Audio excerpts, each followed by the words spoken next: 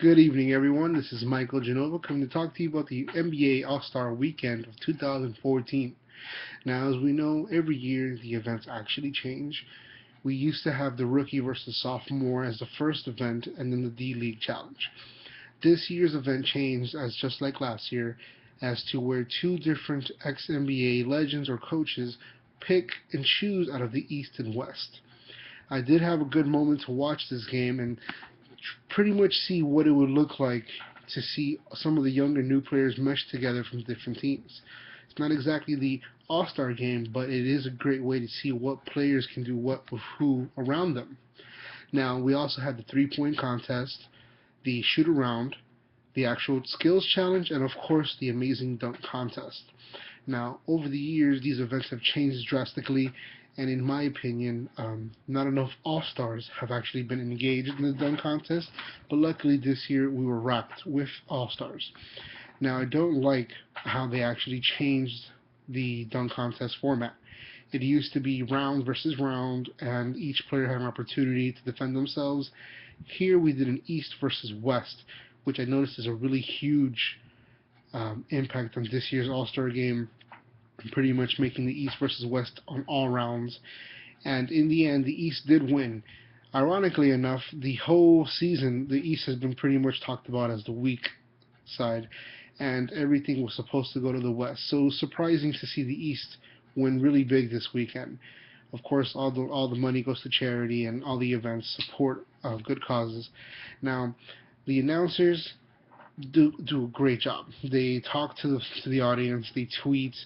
They are connected to everyone, even if you're not there. And it's a great feeling to know that the NBA still has people surrounding them that work good in the public eye. Now, I myself try to tweet as much as possible when it comes to these guys, and sometimes I get lucky and get a response, but it's really great to see that it's still a fun and family oriented event. Now, coming into this weekend, back to what I was talking about, the East versus West, huge thing. Uh, a lot of talk about MVP, right, for the season. LeBron, Durant. There's also some contenders out there, but the main two are LeBron and Durant. Now, coming into this weekend, everyone was expecting that matchup. Now, the All Star game, which is a phenomenal game to watch, is not about competitiveness between two individuals. It gets a chance for everyone, especially these superstars, to show off and have a good time. Although they both got interviewed and asked if they would be matched up against each other, they both decided to go with, it's not about that, it's about winning. And even though we all wish they would be matched up one on one, we still got to see a great show.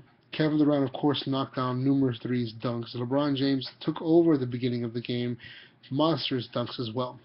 Now, social media, big aspect, part of the voting, discussion, a lot of social media in these events. Last year started to climb. This year was completely half and half, judging and social media voting. It was great to see all the fans and everyone around the world discussing this on live Twitter discussions, ESPN Dime.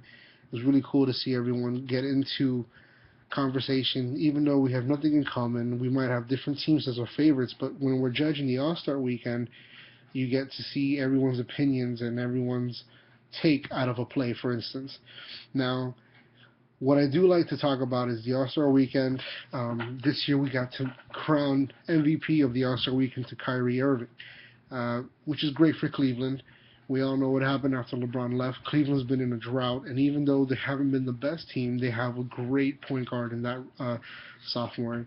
Last year he won the Rookie of the Year event. Now he's the MVP of the All Star weekend. So I expect a lot from that team coming out of this weekend.